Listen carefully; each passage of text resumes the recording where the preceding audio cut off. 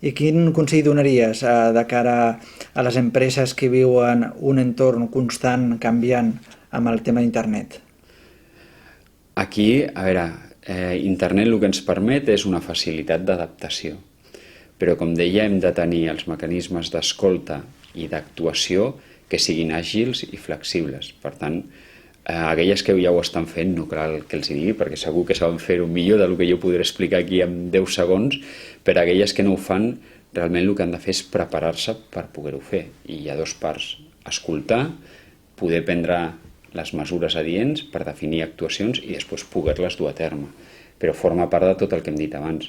Hem de tenir una estratègia i hem de tenir les eines per poder-ho fer.